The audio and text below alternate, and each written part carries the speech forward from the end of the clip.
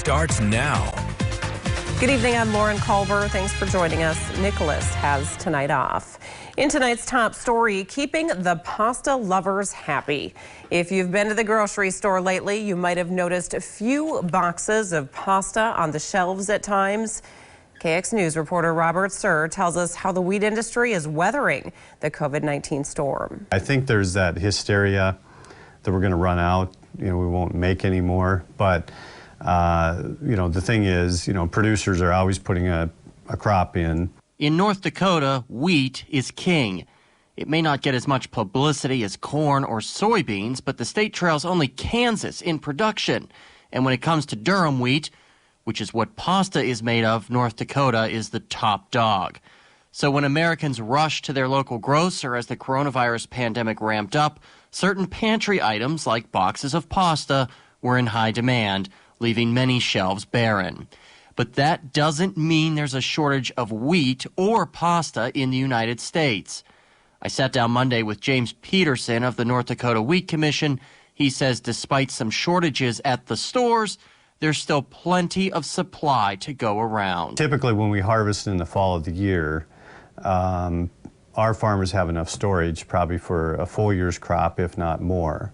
He adds the problem many producers are facing now is the profits from the sale of pasta isn't making it all the way back to the producer. I'm here just south of Mandan, surrounded by hundreds and hundreds of acres of freshly planted durum wheat. And while it may be green in color right now, it will soon be transforming into that familiar golden brown color we all know and love. And farmers I spoke with told me they're scaling back planting other crops in favor of durum wheat simply because of the higher demand this year.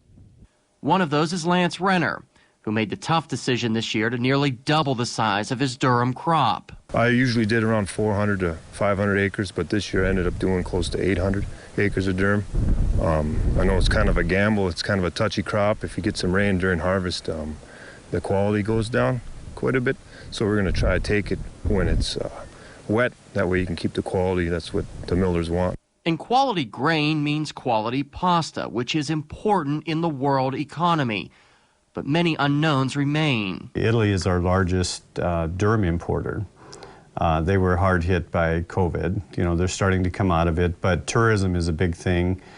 With tourism down in that country, what impact is that going to have on pasta consumption?